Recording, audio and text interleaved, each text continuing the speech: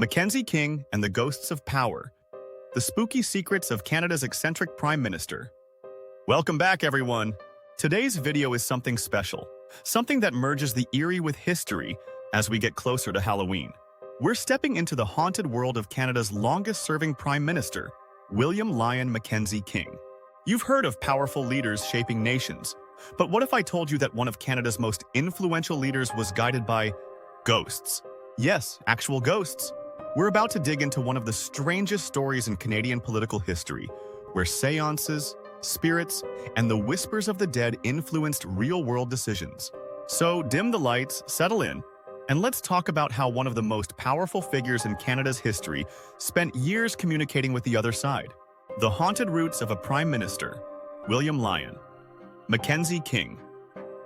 If you know anything about Canadian history, you know this name.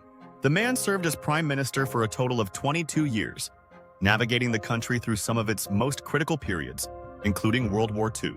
But what's not as widely known is this: Mackenzie King believed in ghosts. And I'm not talking about some casual curiosity. He was all in. Seances, mediums, psychic advisors. The man was deeply entrenched in the world of spiritualism. To really understand this, let's start with where it all began.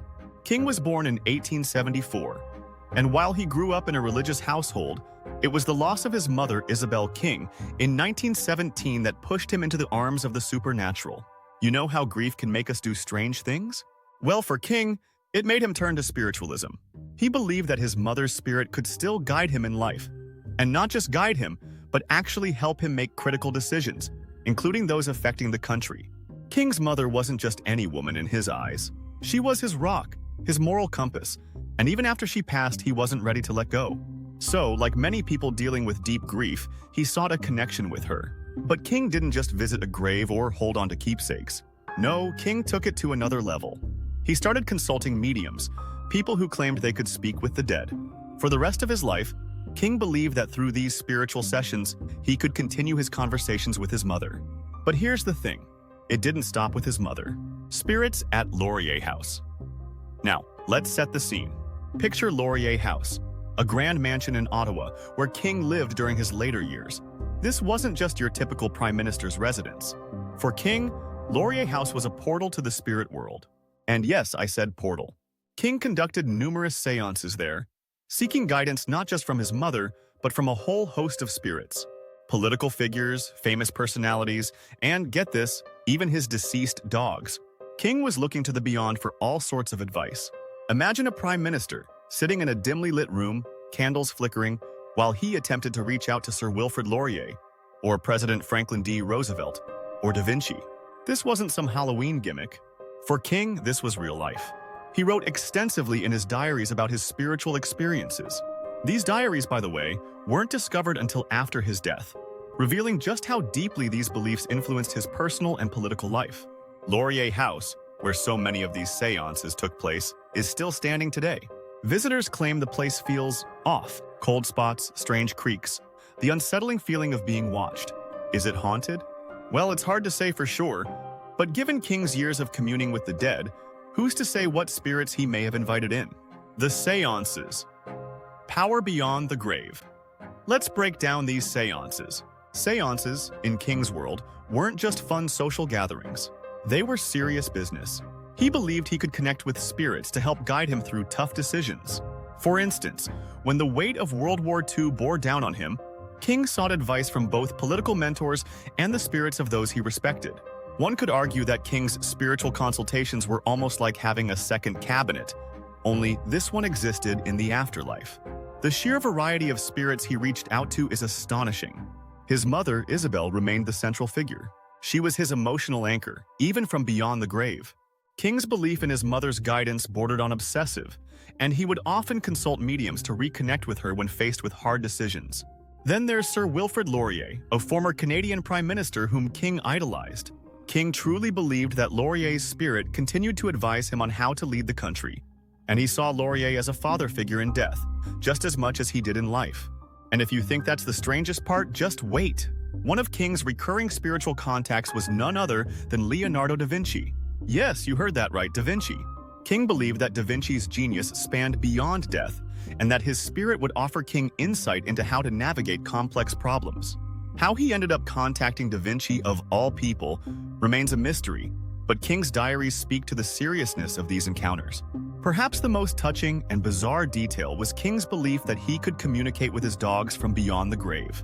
King adored his dogs, and their spirits, according to him, continued to provide companionship after they passed. Yes, Mackenzie King, the leader of a nation, believed his deceased dogs were still by his side, spiritually guiding him. A nation guided by ghosts. So here's the real question. Did Mackenzie King's belief in ghosts and spirits actually influence his political decisions? And the answer is, it's complicated.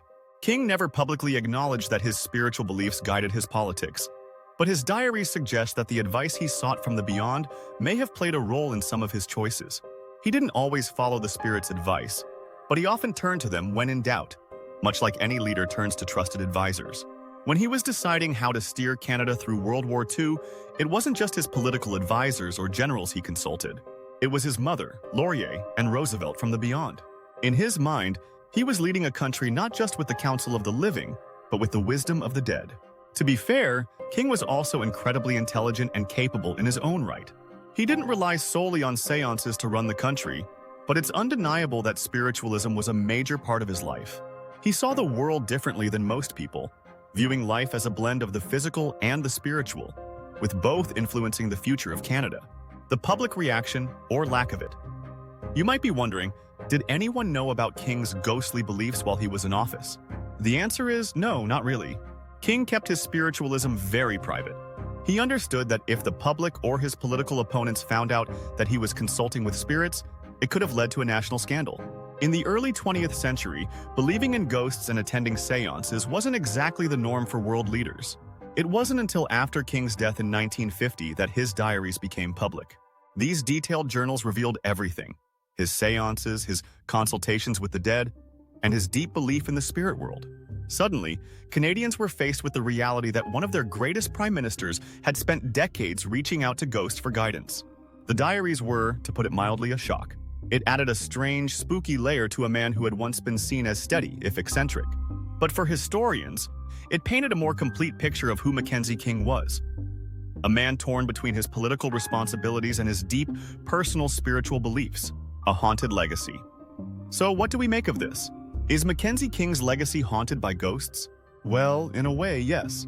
While King's political achievements, guiding Canada through the Great Depression, World War II, and setting the groundwork for modern social programs, are undeniable, his strange spiritual practices will always be a part of his story. Laurier House, where so many of King's seances took place, still stands as a kind of haunted monument to his spiritual beliefs. Visitors today talk about the odd atmosphere, the unexplained sounds, and the feeling that something or someone might still be lingering. Did King's frequent communication with the dead leave an imprint on the house? Who knows? But it's a fitting reminder that for all of his political power, King was still a man who turned to the mysteries of the afterlife for comfort and advice. In the end, Mackenzie King remains one of the most fascinating figures in Canadian history. He was a man who led a country through war and crisis, but behind closed doors, he was a man who sought solace and guidance from the dead.